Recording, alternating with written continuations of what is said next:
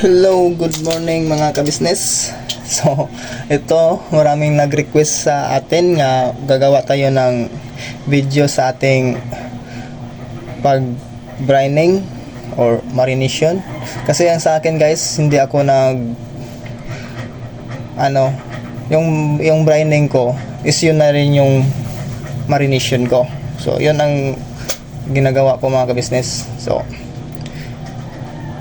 kung yung iba nalilito kung ano yung brining at saka yung marination, is magkaiba talaga yon, yung brining at saka marination. Pero sa akin, pinag-isa ko yung brining at saka yung marination. So bale yung pag-brining ko is yun na rin yung aking pag-marination.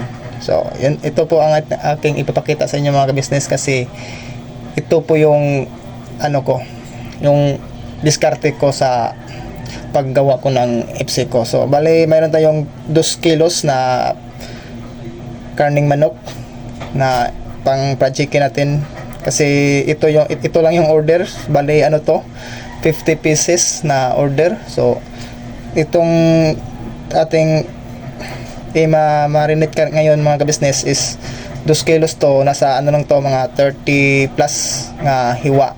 Tapos mayroon tayong tira kahapon na manok. So yun na lang ang ating idagdag para magiging 50 pieces tong ating ating lulutuin para sa ating order. So ito po mga business, papakita ko sa inyo mga ka-business kung paano natin to i-brining or marination. Bali 1 hours to 2 hours lang ako mag-brining at saka lulutuin na kaagad. So yun po mga business.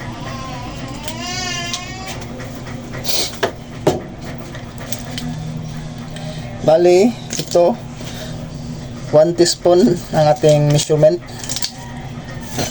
So maglalagay tayo ng mga herbs powder. Ito, mga herbs powder ito mga business. Sa 2, 3, 4, ayan. Bali 4 ang nilagay ko mga business, 4 na teaspoon sa mga herbs to.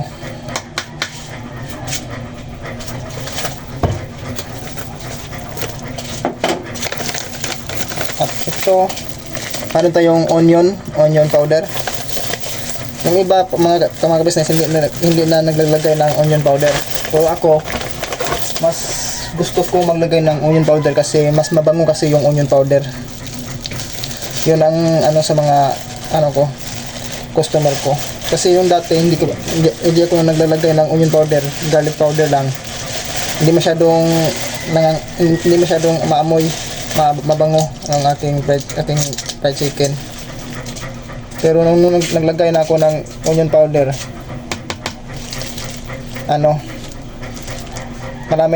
marami ng feedback na mabango daw ang aking fried chicken. So bali 2 teaspoon lang ang ating nilagay sa onion powder kasi 2 kilo to. So 2 tablespoon din. Tablespoon, 2 teaspoon lang.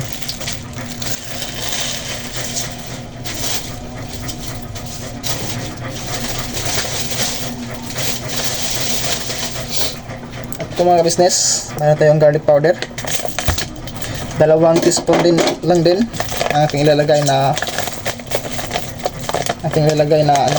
tawag nito, garlic. Yan. Sa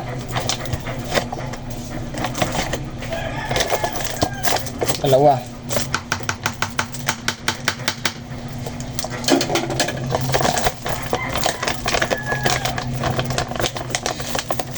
So bali, yung ating garlic powder at saka onion powder, kailangan nyo guys i-shield ng mabuti guys. Kasi pag hindi yan na shield ng mabuti, pag may singaw, tumitigas yan.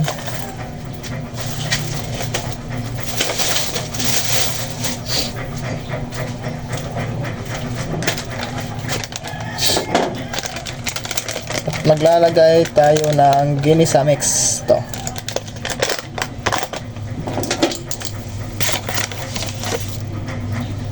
One tablespoon din. 1 tablespoon na ginisa mix.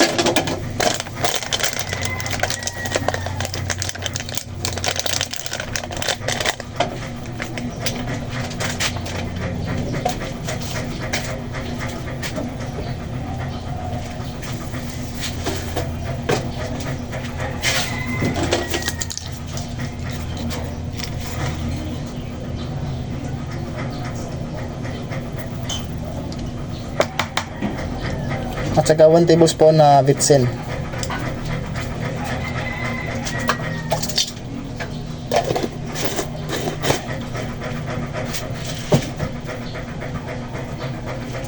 At mayroon tayong ano to?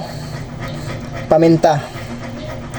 Paminta, black pepper na durog. 2 tablespoon din. Tablespoon. 2 teaspoon. 2 teaspoon lang. Basta sa mga powder, mga ka-business, teaspoon lang ang ating ilalagay. 1 teaspoon bawat 1 kilo.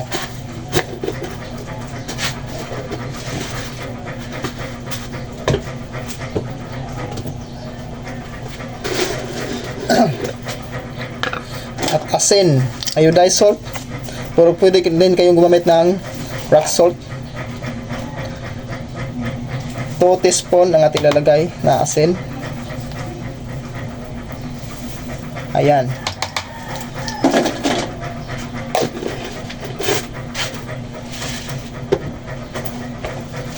Wala naman nakalimutan. Ilagay. So bali, naubusan ako ng mga ka-business. Naubusan ako ng isa. Yung paprika. Oo, paprika powder. Kaso wala akong paprika powder. So ito lang muna ang ating ingredients. Pero kayo, kung maglagay kayo ng paprika, pwede kayo maglagay ng paprika, mga ka-business. Ayan. Kasi sa akin wala akong paprika. Ito lang ang ating ating panimpla sa ating fried chicken. At maglagay tayo nito ng tubig. Kung iniisip nyo masyadong maalat kasi 2 tablespoon ang ating nilagay na asin, hindi yan kasi mayroon tayong ilalagay na tubig. Yan.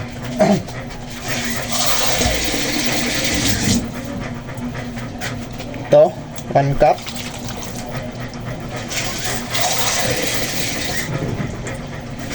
At pangalawang cup. Kasi 1 cup bawat kilo ang ating ilalagay na tubig para sa ating brining. So, yun lang.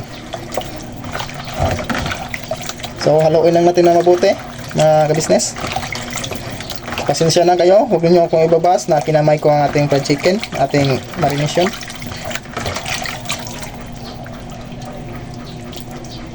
Kasi yung gloves ko andun sa tindahan, di ko nadala. Nasa bahay ako ngayon timpla ang ating fried chicken. Ayusin lang natin yung mga namumuo na mga powder na tunawin natin. Siguraduhin lang natin na tunaw yung ating mga powder para mag-spread sa iba. Kasi pag namumuo yan, baka sa isang hiwa lang yan na napunta, hindi mapunta sa iba.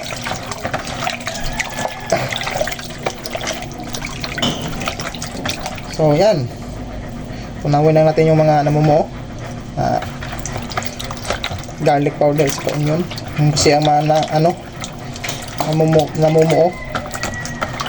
pag nabasa parang natawag na siya ng tunawin.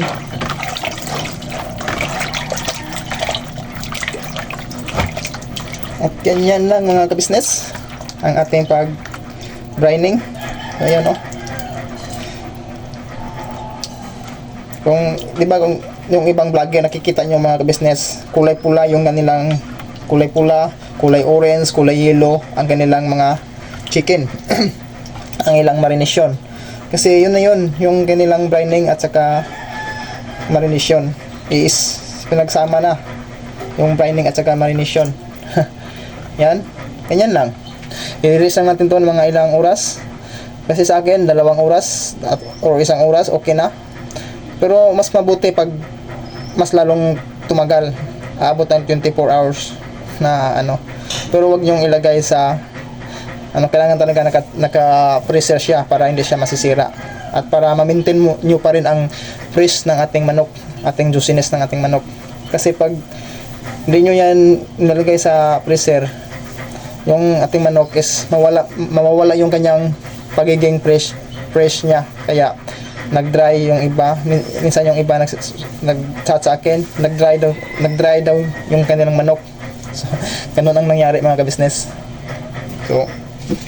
So bali mga ka-business, atin na itong ililipat sa ating sa Tupperware na isa para malubog talaga siya sa tubig.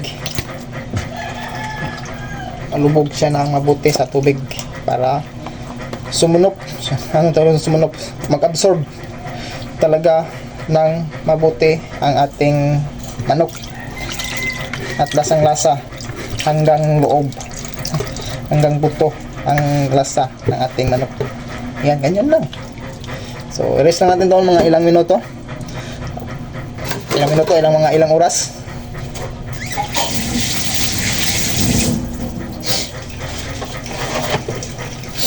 Kung lulutuin nyo to kaagad, kung lulutuin nyo to ngayong araw lang, mga mamayang lunch time, mga odd to, pwede nyo tong ilalagay lang sa chiller. Pero pag kinabukasan nyo pa to lulutuin, wag nyo ilagay sa chiller, doon nyo ilagay sa freezer para hindi talaga siya masisira. Ano lang. So ito, okay na yan.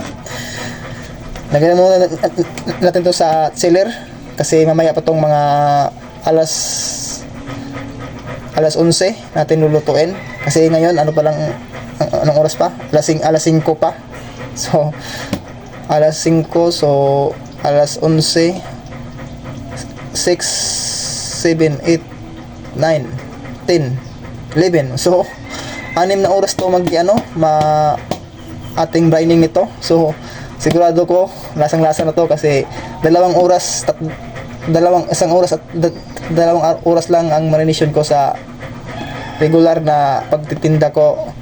Malasa na patip kung 6 na oras na marination. So ito lang mga ka-business.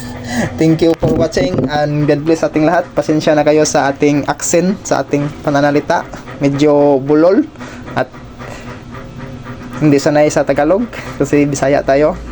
At yan mga ka-business, pasensya na kayo sa mga basher. So sa mga bago pa lang sa ating business, sa ating channel, ating video, sana huwag niyong kalimutan mag-like, mag-share at mag-subscribe sa ating YouTube channel at mag-follow sa ating Facebook. So yan lang po mga ka-business. Thank you for watching and God bless ating lahat.